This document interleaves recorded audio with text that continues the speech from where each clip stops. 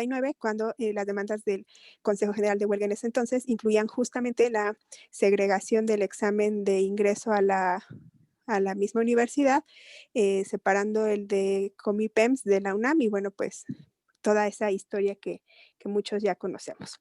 Respecto a los autores, les quiero comentar que David Pitt nació en Liverpool, Inglaterra, y bueno, pues en 2017 falleció. Fue un físico inglés, es un físico teórico, fue no solo físico teórico, sino autor de diversos libros de divulgación y es muy interesante su obra porque integra la perspectiva psicoanalítica desde la física teórica.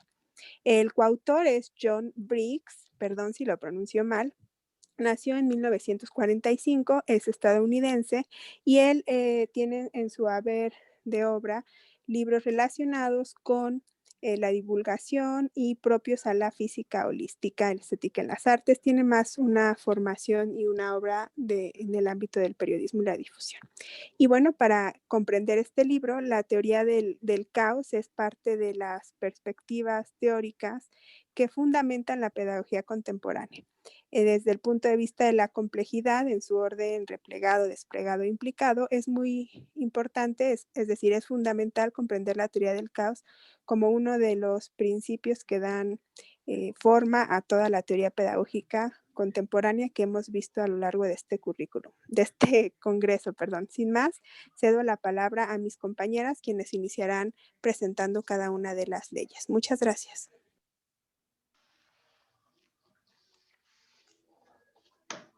Bueno, iniciamos con la ley del vórtice, que es una de las primeras leyes. Y bueno, en esta ley me gustaría destacar algo que comentan los autores, ¿no? Ellos van del caos a lo que es verdad, pero plantean de qué no es verdad o qué se cree que es creatividad, ¿no? Entonces habla de los mitos de la creatividad. Y uno de los mitos es que la creatividad no la tenemos todos o no la tendríamos todos, sino que es un don, es un talento con el que se nace y es algo muy espectacular, es que no tienen todos, ¿no? Que para ser creativos se necesita estar loco para tener creatividad, ¿no? Es algo de lo que ellos están criticando, ¿no? Y ya vamos a ver por qué. Y que ser creativo implica siempre, siempre tener que crear algo nuevo, algo que no existe. También a la gente que es creativa se le relaciona como que no es normal, es anormal. Y por último, una de las 5 aspectos que destacan es que esta inspiración de la creatividad es del exterior. Llega, me invade y a través de ella yo puedo ser creativa. Entonces, ellos llaman muy bien que esto es un mito, que esto no es real. Y vamos a ver por qué en la obra discuten sobre este tema. La que sigue, Betty, por favor. Bueno, la ley del vórtice parte de que el caos permite la autoorganización, ¿no?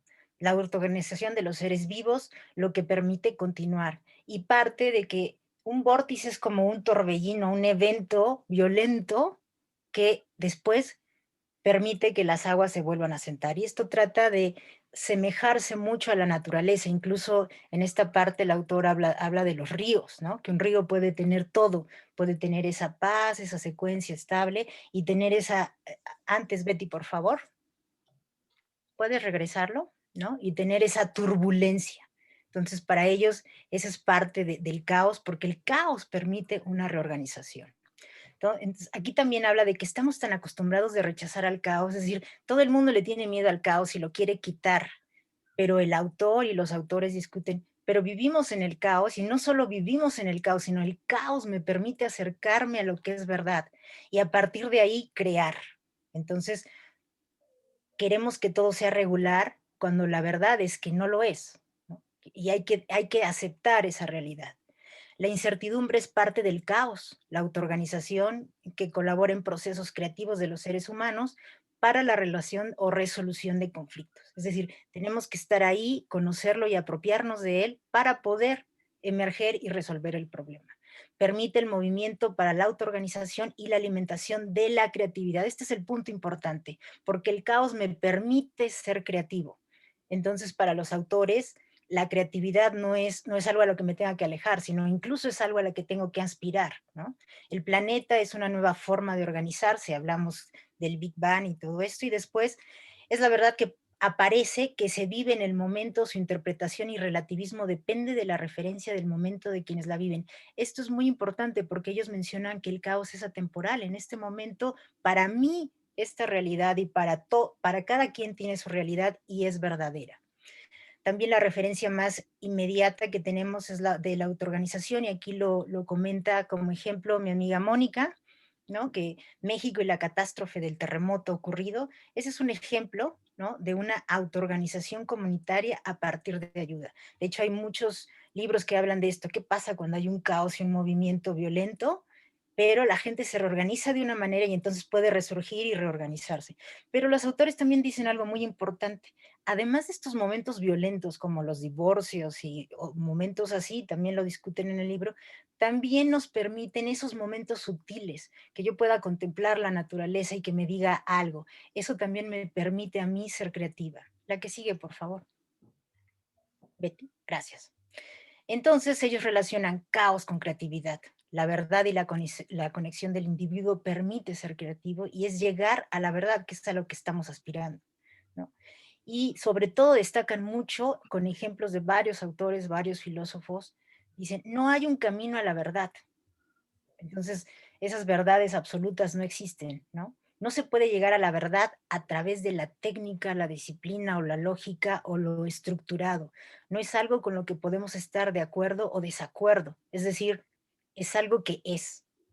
La verdad no puede poseerse ni imponerse. No es algo absoluto a los demás.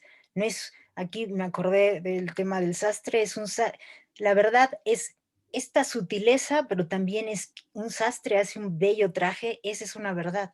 Una persona que responde auténticamente al presente, a algo que vive, esa es una verdad. Entonces, expresa nuestra vinculación individual con el todo. Y aquí dejando unas preguntas para reflexionar en esta parte. ¿Qué limita mi creatividad en esta búsqueda de la verdad y qué limita mi verdad? Y vamos a ver en las conclusiones qué es lo que limita. La que sigue, por favor. Y con esto ya le damos paso a la siguiente ley, la ley de la influencia sutil. Gracias.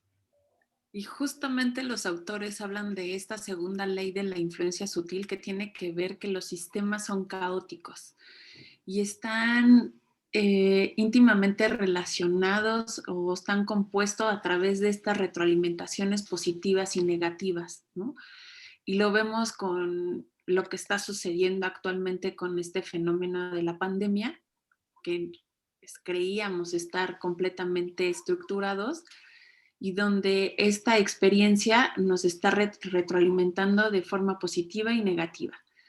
También hace mención que la conducta y la subjetividad, así como las emociones que nosotros tenemos, pueden afectar a nuestro entorno de manera positiva y negativa, aunque nosotros no lo queramos, ¿no? Justo porque estamos interconectados y estamos potencializados entre pequeñas y grandes acciones. Aquí hace mención en el libro sobre qué es lo que sucede cuando una persona llega a su casa con cierta energía o cosas que viene cargando del exterior por todo aquello que le sucedió. Inmediatamente la dinámica y la interacción dentro de casa se modifica. También hablan los autores de que todas las decisiones repercuten en gran escala de tal manera que los pequeños eventos marcan la personalidad que nosotros tenemos como adultos, ¿no? Entonces, aquí es sobre aquellos hábitos o adicciones que tenemos o como sucesos traumáticos que hace rato mencionaba con Gladys con la ley de la primera ley, que repercuten, ¿no? Todo esto repercuten a todos los miembros de la familia más cercano y las diferentes generaciones. Aquí los autores hablan de que estos hábitos tienen repercusión o algún efecto secundario, por así decirlo, hasta las 5 generaciones siguientes. Entonces, esto se traduce a que todas las pequeñas acciones tienen un efecto no solamente en mí, sino también en todos los integrantes de mi de mi comunidad cercana e inmediata, ¿no? La que sigue, por favor.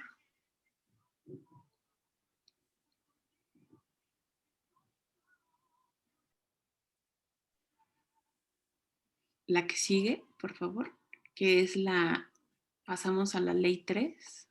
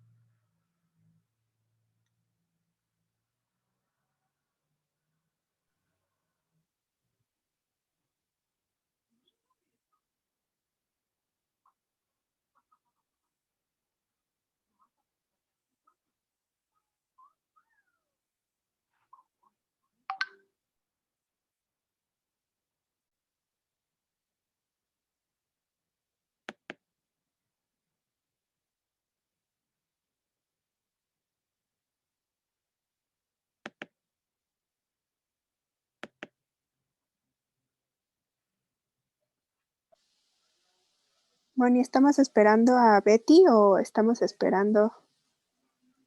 Yo ¿Qué creo que Estamos pasó? esperando a Betty y a dar paso a la siguiente ley. creo que Ya, le muy toca. bien, para no tener a la audiencia con incertidumbre, nuestra Perdón. compañera seguro tuvo algún contratiempo técnico, les agradecemos su paciencia y enseguida retomamos. Justamente la tercera ley le toca a Betty, ¿verdad? Sí, Muy bien, les pedimos por favor un que poco no la de... veo conectada, Sí, yo creo seguramente. que se fue su internet. Yo también creo. Sí, es la tercera ley, la ley de la creatividad y la renovación colectiva. Agradecemos mucho su paciencia, denos unos minutos en lo que Beatriz se puede volver a conectar, porque ella es quien está compartiendo la presentación. Y bueno, nada más ilustrativo para las 7 leyes del caos que estos momentos.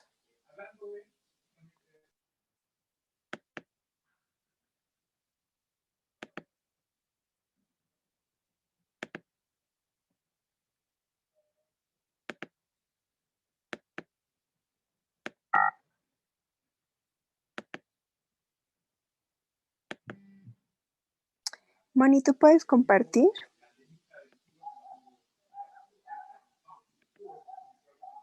Porque creo que lo de Betty es mayúsculo, tampoco me contesta en el WhatsApp, entonces posiblemente tenga un contratiempo mayor.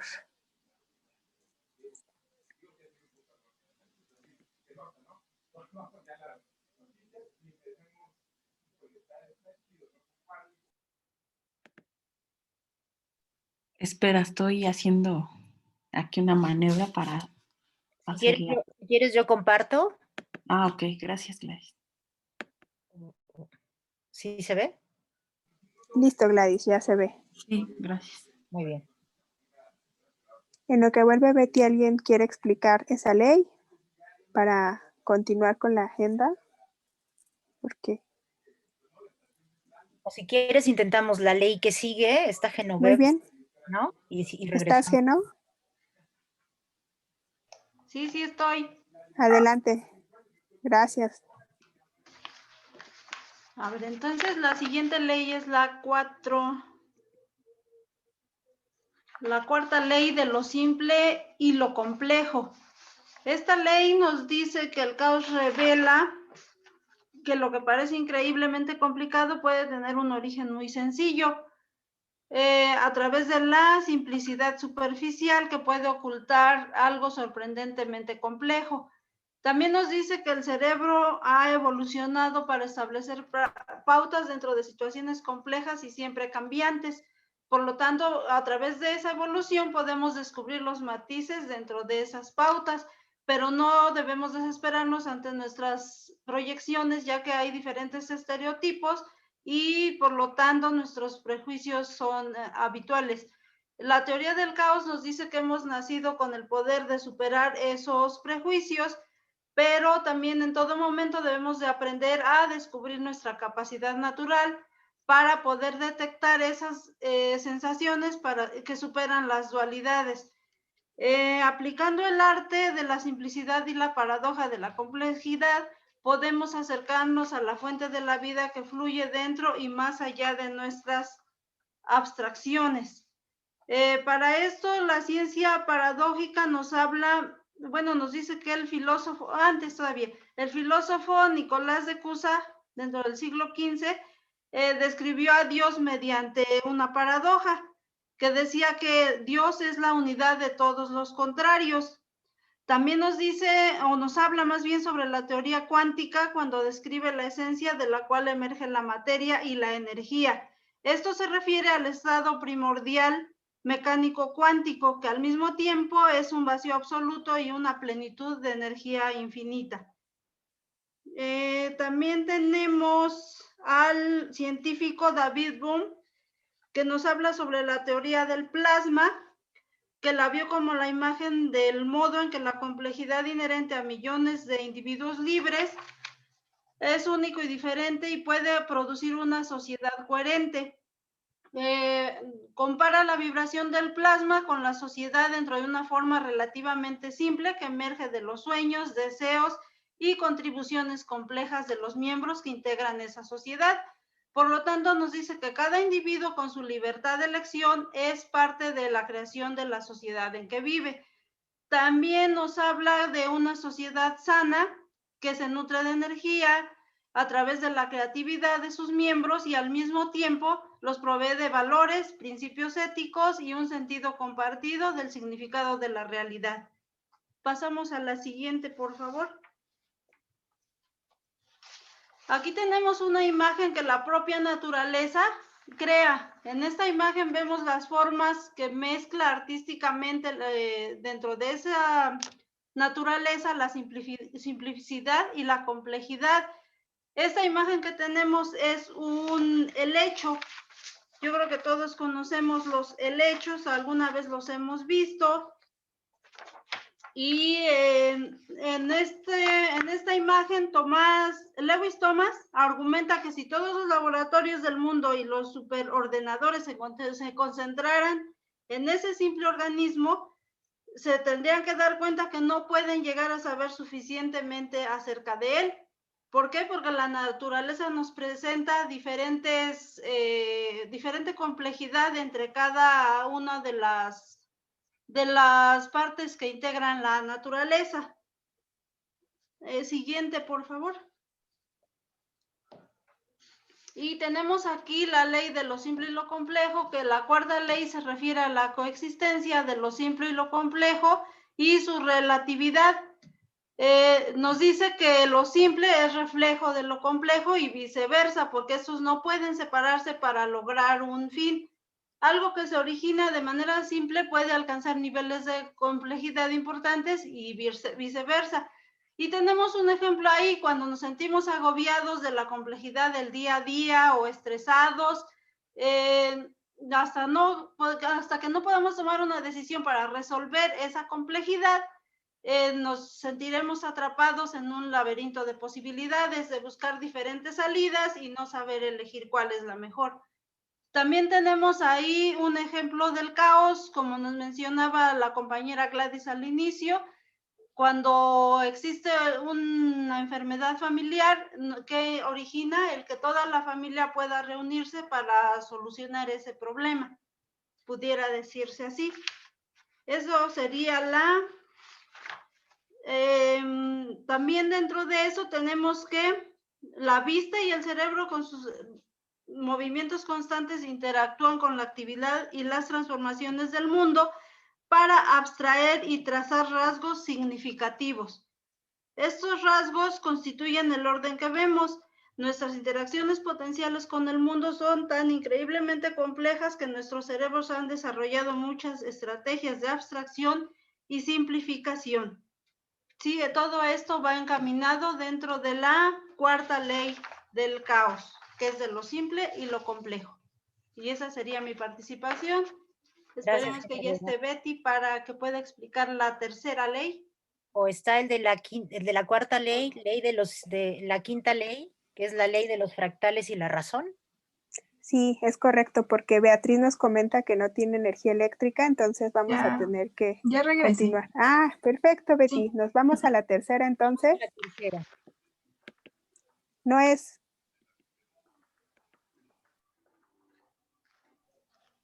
La otra, por favor. Ya, gracias. Bueno, la tercera ley es la ley de la creatividad y la renovación colectiva. Habla sobre la vida, la complejidad y el atractor extraño. Desde la perspectiva del caos, cualquier actividad en la sociedad y en la naturaleza va a ser una actividad colectiva. En el caos, todos los individuos van a ser parte indivisible de un todo. Y este caos nos va a ofrecer muchas sugerencias sobre la curiosa y paradójica relación que hay entre el individuo y el grupo. A lo largo de toda la obra se habla de sistemas. Los sistemas autoorganizados compuestos por individuos van a contener varios niveles de complejidad y cada uno de estos niveles va a desarrollar sus propias reglas. A partir de esto, la organización se desarrolla por el acoplamiento de la retroalimentación que se deriva de la actividad individual aleatoria. Y la proclividad de los individuos a interactuar y a autoorganizarse es algo inherente a la naturaleza. La siguiente, por favor. El caos nos va a mostrar que cuando diversos individuos se autoorganizan, son capaces de crear formas muy adaptables y resistentes. Como ejemplo tenemos la hipótesis Gaia, que menciona que todo el planeta es una forma de vida autoorganizada. La actividad de un sistema caótico colectivo, que se encuentra compuesto por una realimentación interactiva entre muchas escalas o partes, ha recibido el nombre de atractor extraño. Si nosotros graficáramos ese atractor extraño, el gráfico nos mostraría que la conducta del sistema va a ser impredecible y no mecánico. Un organismo sano tiene un atractor extraño y es a la vez un atractor extraño, que se agita, se mueve, cambia, está lleno de vórtices de realimentación positiva que empujan el sistema hacia nuevas direcciones y vórtices de realimentación negativa que apartan a los procesos de caer en el olvido aleatorio. La siguiente. Como ejemplo, el autor nos presenta dos representaciones de los ritmos del corazón. La primera nos muestra la conducta del atractor extraño, que subyace en un ritmo cardíaco normal. Y la segunda es el modelo del latido de un corazón enfermo, y nos muestra que el ritmo es menos mecánico y menos caótico. La siguiente.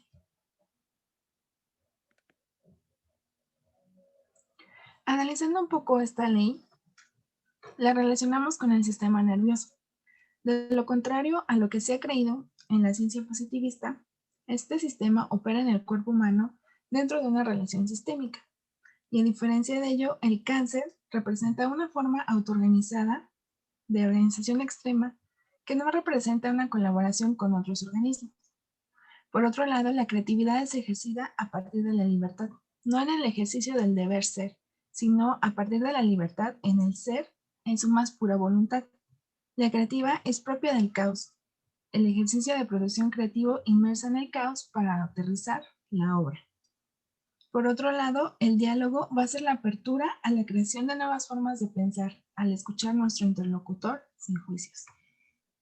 La siguiente, por favor. Eso sería todo respecto a la tercera ley.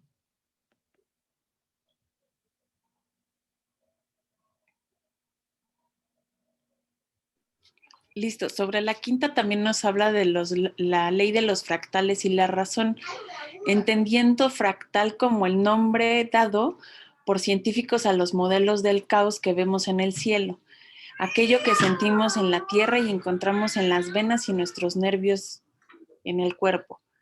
Ahora tiene un amplio uso en la teoría del caos, donde los fractales hacen referencia a las huellas, las pistas, las marcas y las formas realizadas por la acción en estos sistemas dinámicos caóticos. Todo deja marcas, recordemos en las leyes anteriores. La que sigue, por favor. Y entonces, dicho de otro modo, los caos generan formas y dejan siempre huellas que poseen lo que los científicos denominan autosemejanzas a muchas escalas diferentes. Los modelos son autorreflexivos, se convierten en una visión transformadora, cambian sutilmente nuestra experiencia del orden del mundo y cada ampliación es al mismo tiempo una interacción y revelación de algo que no habíamos visto antes. Y aquí uno de los ejemplos es cuando nosotros hemos visto una película por primera vez y la repetimos, en cada ocasión nosotros podemos identificar elementos distintos que modifican nuestra perspectiva sobre un mismo hecho. En nuestras mentes, una sensación de reconocimiento se equilibra con otra de descubrimiento y de no verdad. La que sigue, por favor. Gracias.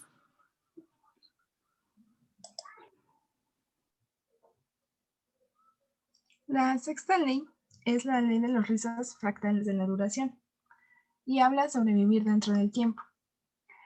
En el mundo moderno en el que actualmente nos encontramos, el tiempo se ha convertido en nuestro secuestrador, ya que ha perdido su naturaleza interior. El tiempo es una energía del universo, un río para navegar en él, un seno en el que encontrar descanso. En un mundo postindustrial, el tiempo se ha convertido en algo mecánico, impersonal, externo y desvinculado de nuestra experiencia interior. La teoría del caos nos muestra que es posible reconectarnos con el pulso vivo del tiempo, y esta ley tiene que ver con el hecho de vivir dentro de la nueva dimensión del tiempo fractal. La siguiente. Estamos acostumbrados a ver el tiempo como una línea recta, una flecha arrojada desde el pasado hacia el futuro. Y mientras tengamos esta creencia, va a ser difícil recontar nuestras temporales interiores.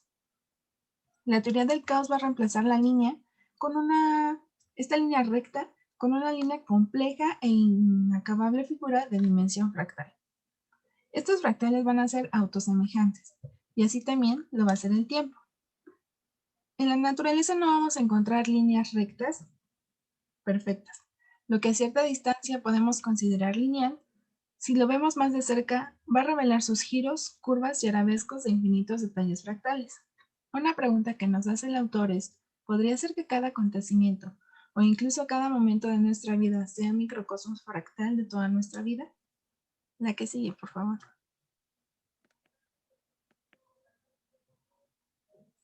En la teoría del caos, cada elemento de un sistema posee su propio reloj, su medida singular de la magnitud del proceso interior que se está desarrollando con respecto al entorno interior.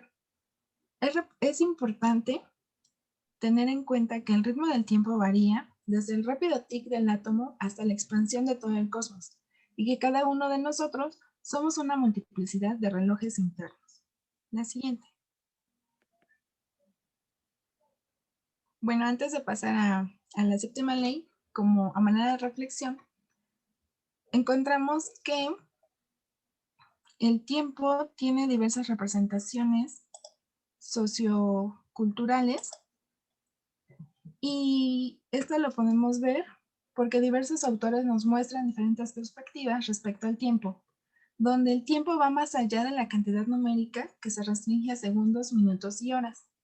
De esta manera el tiempo está representado dentro de la poesía, la música, la pintura, refranes y apotegmas, la literatura y otros medios de expresión artística. Ahora sí, la siguiente ley, por favor. Muchas gracias, Beatriz. Bien, la séptima ley es la ley de la corriente de una nueva percepción, volver a unirse con el todo. Por favor, la diapositiva siguiente. Gracias. Voy a tratar de guiarlos en el mismo sentido que hacen los autores durante el libro. Y les pido por favor que visualicen el planeta Tierra visto desde el exterior del mismo. Podemos observar todas estas figuras geométricas que nos han compartido a lo largo de los otros capítulos. Vemos fractales y les pido que hagamos una especie de zoom in, como si estuviéramos utilizando una aplicación que nos permitiera meternos hacia el planeta, y pensemos en todas las estructuras y los sistemas por los que atravesaríamos hasta llegar al interior del mar, por ejemplo, ¿no? Entonces, imaginemos traspasar toda la atmósfera, qué figuras pueden observar ahí, qué sistemas encontramos, y asimismo podemos identificar que todos y cada uno de estos sistemas a su vez forman parte de otros sistemas. Y justo esta perspectiva holística es la que nos evoca la ley 7. Y cito al autor. Desde la forma fractal de los continentes del planeta y el flujo de modelos atmosféricos hasta las células vivas individuales, todo está envuelto en una caótica autoorganización de sistemas dentro de otros sistemas. Y en este sentido, un autor que se llama Pérez Martínez, que hace una muy breve sinopsis del libro, nos señala: en el capítulo 7, el caos empieza a ser visto como una nueva forma de acercarse a lo que nos rodea. El caos permite ver al mundo como una totalidad, como una infinita red de relaciones en la que cada elemento está conectado con la totalidad. Y bueno, pues esto básicamente es el resumen de la visión mecanicista versus la visión caótica, holística que proponen ambos autores. Y también nos permite analizar o integrar estas leyes a nuestros distintos sistemas de experiencia humana. Por ejemplo, cuando hablamos de cómo problematizar las situaciones que enfrentamos, diversos problemas sociales, ambientales, y me ayudan con la siguiente diapositiva, por favor. Podemos identificar que siempre somos parte del problema y las tensiones particulares y dislocaciones siempre, creo que no se actualizó la presentación, pero bueno, luego les comparto la diapositiva final. Les decía, citando nuevamente a los autores, siempre somos parte del problema y las tensiones particulares y dislocaciones siempre se desarrollan a partir de todo el sistema, nunca de una parte defectuosa. Para esto hagamos la analogía de este zoom que les pedía. Si gusta, regresamos al anterior para que sea más fácil visualizar. Muchas gracias. Si quieres, comparto la versión final. Ok. Gracias. Sí. En realidad es texto el que estoy leyendo, entonces no pasa nada, pero muchas gracias, Betty. Bueno, pues imaginemos este viaje que les decía desde el exterior del planeta hacia el interior del mismo y pensemos en una selva. Podríamos pensar que una selva que está siendo talada o que está siendo devastada por la propia acción humana por satisfacer diversas necesidades, podría no afectar a todos los que estamos y formamos parte del planeta. Pero justamente integrar estas leyes en nuestra perspectiva o en nuestra concepción, tanto en la vida cotidiana como en la manera de problematizar nuestros objetos de estudio, nos permite comprender que lo que pasa en la selva nos afecta a todos y cada uno en tanto que somos planeta. De esta manera, considero que el capítulo 7 de este libro refleja muy bien y resume muy bien justo una de las principales premisas de la pedagogía contemporánea, que es tanto la ecosofía como la biocorporalidad. Es decir, y nuevamente cito a los autores, a la luz de la teoría del caos, cada individuo y grupo de individuos pueden asumir estos significados como metáforas y fractales a través de los cuales se expresa la totalidad.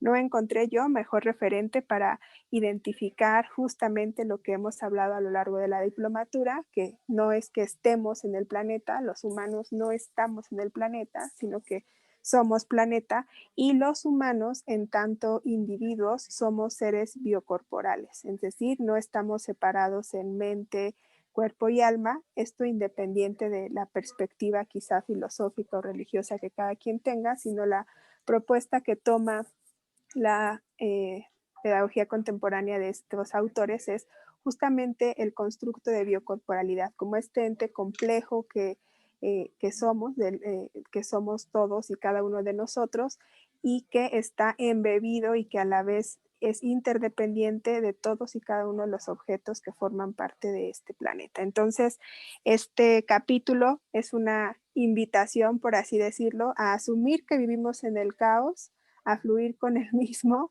y a comprendernos como parte de un sistema complejo en el cual no podemos sanarnos o arreglarnos como parte de un problema, sino intentamos arreglar el todo y funcionar justamente en este entramaje caótico. Y cerrando este capítulo, pues damos pie al análisis rizomático, si no me equivoco, que es la siguiente diapositiva. No, Hola, hola. creo que se trabó. Espere. No te preocupes. Y de verdad creo que nada está siendo más ilustrativo para este libro que esta presentación. Hicimos un análisis espiral de los capítulos y ahora mismo vamos a iniciar con el rizomático y cedo la palabra a mis compañeras que pueden explicar justo qué es un rizoma y por qué hacemos estos análisis. Sí. Para hacer este análisis rizomático, primero vamos a hablar un poco de qué se tratan los rizomas. Vamos a considerar que un rizoma es un ente vivo, complejo, organizado, aletargado y dinamizado. Es una metáfora en la pedagogía contemporánea que expresa lo emergente y lo latente de un proyecto pedagógico contemporáneo. Tenemos el rizoma biocorporal ecosófico. En este se habla de que somos biocorporalidad, y la biocorporalidad es la base material de la existencia viva en movimiento. Se encuentra organizada en sistemas con necesidades que requieren ser solventadas racionalmente. Es una biocorporalidad laica, compleja y radical. El primer objeto de estudio, autoestudio, conocimiento y autocuidado. Ecosofía, tensa racionalmente la solventación de las ingentes necesidades humanas, entendiendo la necesidad como ley de vida. El eje ético-jurídico-político nos permite hacernos responsables de nuestras acciones, sin perjudicar a otros y perjudicarnos a nosotros mismos. Busca salir beneficiados por nuestra acción, es un principio de beneficio colectivo. El rizoma lógico hermenéutico hologramático tiene como principio fincado en la democracia de compartir significados sin menoscabo de las diferencias, el cuidado además de no convertir las diferencias en desventajas. Por lo tanto, se propulsa un sistema conceptual referencial operativo que enriquezca con códigos amplios para poder inteligir, describir, conocer y comprender para estar en condiciones de intervenir, para transformar, con fundamentos filosóficos, científicos, artísticos y tecnológicos, que a su vez son los propulsores de la pedagogía contemporánea. El rizoma tecnológico ingenieril propone hacer las cosas de la mejor manera posible, racionalizar las tecnologías para usarlas en diversos contextos y crearlas desde donde sean necesarias. Por último, el rizoma tecnológico económico mercantil negociador pone énfasis en la medición o negociar las ingentes necesidades humanas, el medio escaso y el despliegue funcional de la humanidad para solventarlo. Por lo tanto, es necesario argumentar, contraargumentar, buscar un debate intelectual y físico, tener un pensamiento divergente y flexibilizar nuestras perspectivas. Pasamos ahora al análisis rizomático de la obra. El rizoma Betty, biocorporal... Ajá. perdón, nos marcan que tenemos para el análisis rizomático 4 minutos para después dar pie a la sesión de preguntas y respuestas y concluir en tiempo con la sesión completa. Este rizoma tiene como núcleo problemático al humano, medio y ambiente. La naturaleza como ejemplo de caos organizado, somos biocorporalidad que repliega sistemas y a su vez formamos parte de otros sistemas que se encuentran inter e intrarrelacionados. En el rizoma ético, jurídico, político, humano, sociedad e institución, la percepción de la obra nos da la sociedad parte de ser creativos, es cuestionar a la sociedad. En el rizoma lógico hermenéutico hologramático, humano, lenguaje y cultura, el autor plantea entender la realidad desde un paradigma distinto, no uno determinista, sino uno caótico. En el rizoma tecnológico ingenieril, humano, tecnología y bienestar, el nivel micro se vuelve imperceptible. Utilizamos la tecnología para tener una aproximación a lo desconocido y de este modo encontrar una explicación que nos permita dejar de vivir de manera lineal. Finalmente, en el rizoma económico mercantil negociador, humano, necesidad, medio, el ser humano, en su necesidad de controlar, pierde la sutileza que le permite ser creativo y así poder satisfacer las necesidades que son cambiantes. A manera de conclusión, se elaboró un video. Ay.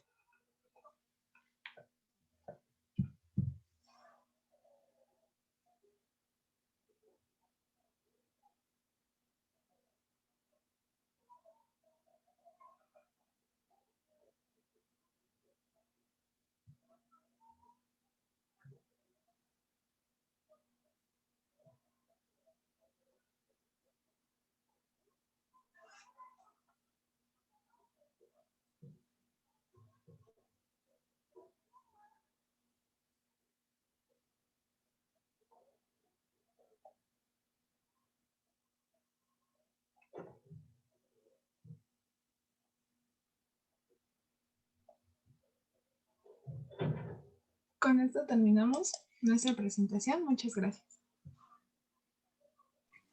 Muchas gracias y pues damos inicio a la ronda de preguntas y respuestas o comentarios, si es que los hay. Disponemos de máximo 8 minutos para poder volver a la sala principal.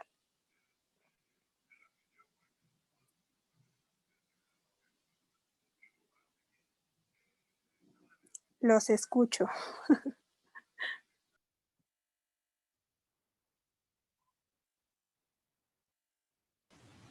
Hola, solamente quería plantear como una idea que se me vino ahorita a la mente, y es que pues las veces que he dado clases siempre he pensado como justamente pues estas ideas del caos y intento, ¿no? que eso pase en el salón de clases.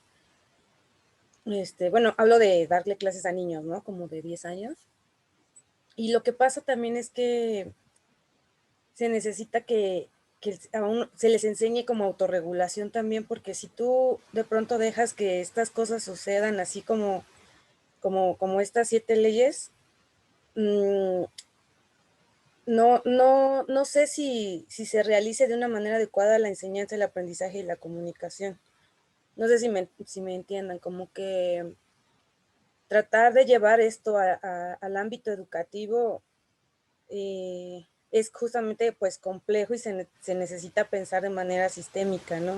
No es solo que uno vaya y dé la clase, sino qué pasa con esos niños antes y después, y por qué no es posible que en el salón de clases se propulsen estas 7 leyes del caos.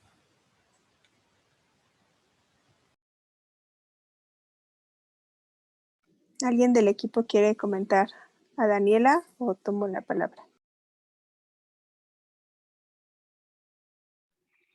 Yo, Mónica.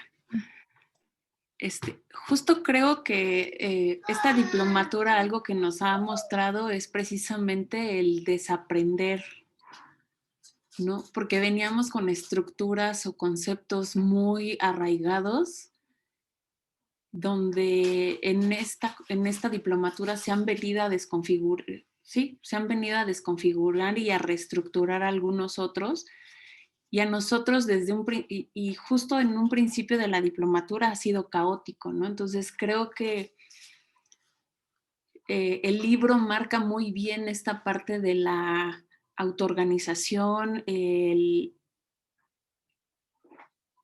que yo tenga mi reacción y acción que tengo en una persona, de alguna manera la impacta. Entonces creo que más bien se tiene que ver desde una perspectiva como metaobservación y no cómo lo hago de manera directa, sino cómo todo lo que yo hago permea no solamente en el individuo, sino pues en todo, ¿no? Y muy bien lo decía Astrid, desde, o sea, lo que sucede en la selva me está sucediendo a mí, no es de que yo esté aislada. Creo que esa es mi intervención. Muchas gracias, Moni. Yo solo, o sea, si quisiera agregar que es algo también importante no confundir el caos con el desorden. Pareciera que son sinónimos, pero no es así.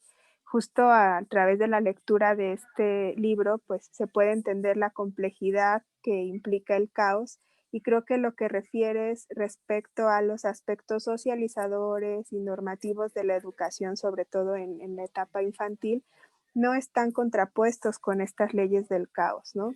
Sino que justamente hablan de cómo las sociedades, los individuos y demás nos autoorganizamos y autorregulamos, pero que es imposible tender vaya, que justo esta naturaleza fractálica de las relaciones sociales, pues es lo que prevalece por más esfuerzo que se haga en lo contrario, y que justamente algunos sistemas de organización político y económico, cuando contravienen esta tendencia, por así decirlo, generan grandes desigualdades como en la que estamos viviendo ahora, ¿no? Entonces, yo te invitaría a que le echaras un ojito a profundidad al libro, quizá ya lo hiciste, pero justo con esta perspectiva, porque a mí también me genera esta inquietud o esta necesidad entre comprender la diferencia entre lo caótico y el desmadre, por así decirlo de alguna manera.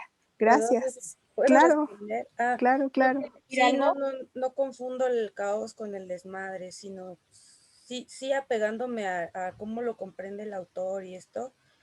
Lo que pienso es que más bien sí, entiendo que puede ser autoorganizado y tal, pero puede llegar como de pronto a reproducir cosas que no son rescatables, que no deberían de ser rescatables. Entonces ahí es donde debería de intervenir la pedagogía, ¿no? Como cómo organizar el caos también y rescatar lo que es rescatable de la cultura.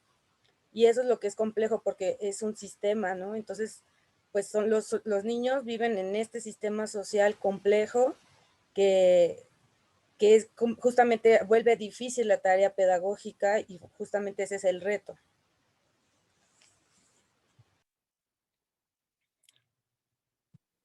Bueno, gracias. Sí, gracias. Yo nada más quería agregar algo muy pequeño, sí, que justo en los libros habla del caos como agente creativo. Es decir, no condicionar, no cuadrar, sino ampliarnos a que hay cosas que hemos sesgado por la sociedad, pero esta apertura al caos es que muchas cosas son aceptables, no criticables, y entonces es en ese sentido, ¿no? Pero bueno, creo que hay dos manos abiertas, ya mejor. Yo no las había visto, perdón. Adelante. Bien, ¿quieres empezar tú, Natalia? Gracias. Solo brevemente apuntar que, bueno, el caos no es algo elegible, el caos es ese orden complejo del holoverso. Entonces, no es que podamos elegir que exista o no exista, o que podamos organizarlo, que tengamos ese poder. Los humanos somos parte del caos. Entonces, creo que lo que podemos hacer, lo que alcanzamos a poder hacer es hacer lo mejor posible del caos, ¿no? O sea, el caos es ese orden innegociable e inevitable, del azar de las cosas, ¿no? Entonces, y natural. Entonces, como maestra de niños, efectivamente, el caos es y va a ser caótico y qué mejor. Ahora, si nos ocupamos de tratar de dar un orden que ni la vida misma lo da así, ¿no? Pues nos volvemos locos, en el sentido de perder la cuerda de muchas cosas, pero no creo que sea elegible el caos, sino lo que elegimos es cómo nosotros transitar en el caos, ¿no? Cómo nosotros recibir el caos, digamos. Solo quería apuntar eso. Gracias. Muy bien, sí, más o menos sobre el mismo contexto que habla Natalia dando clases, nada más que yo la doy a nivel licenciatura y posgrado. Yo creo que es disfrutar el caos que se genera, entre comillas, en los salones de clase. Ningún alumno es igual a otro, definitivamente. Ningún cerebro es igual al otro. Es simplemente disfrutar el caos de la clase para poder obtener mejores resultados incluso. Incluso se podría decir que podría ser hasta una señal de respeto, ¿no? A la opinión de los demás, al caos de los demás, etcétera, etcétera. Sí, debe haber algunas reglas establecidas, definitivamente, para que no salga de orden, no se exacerbe. También hay reglas académicas de las instituciones en las que estamos dando clase. Sin embargo, ya dentro de lo que podríamos en algún momento pensar que se podría denominar libertad de cátedra, por ejemplo, al menos yo cuando estoy dando clases en los niveles en los que imparto, trato de ver cuál es el caos que se va generando entre el individuo que integra la clase, después en los equipos de trabajo y después en general en todo el salón. Y definitivamente, aunque los resultados pudieran llegar a ser parecidos, el caos genera una serie de experiencias muy, muy, muy interesantes, ¿no? Tan así que hay grupos que se portan de una forma, grupos que se comportan de otra forma y que sería imposible de controlar, porque hay cantidad de variables también que influyen, ¿no? Pero bueno, ese era todo mi comentario. Gracias. Gracias, Alfonso. Hay dos manos más, Erika Checa y alguien de la academia, comité de académicos. Gladys, tenemos Soy yo. solo un minuto para que la Soy yo, maestra rapidísimo. me la Hay que hacer una precisión aquí. Soy Mónica Sánchez. El caos, a ver, esta postura de pedagogía contemporánea, toda esta teoría no es pragmática. No estamos esperando que después de una lectura de las 7 leyes así la tomen y la apliquen en el aula. Recuerden que son las escuelas de pensamiento, la teoría del caos, una de las teorías que tejen la trama y la urdimbre de la pedagogía contemporánea. El caos trae cosas muy importantes. La pedagogía contemporánea acepta datos, pero no información. No es que se va a traer estas 7 leyes y las va a meter como el hecho de Procusto, ¿no? Lo que aporta esta teoría del caos a la pedagogía contemporánea, especialmente estas 7 leyes, pues una de las más importantes es la ley de la influencia sutil, retomar la creatividad como algo que para todos es posible, aceptar la contingencia como parte del caos y el caos como la base de la complejidad y que pues básicamente es eso, ¿no? Que no es que vamos a tomar la teoría y la vamos a meter así tal cual nos las están presentando los autores. Para eso lo vamos a pasar por el tamiz pedagógico contemporáneo, porque no es una propuesta pragmática, sino todo lo contrario. Eso es todo. Y muchas felicidades por su presentación. Gracias. Nos avisan que debemos ir a la otra sala. Muchas gracias a todos. Si presionan salir del cuarto para que volvamos a la principal, les agradeceremos mucho. Yo no puedo.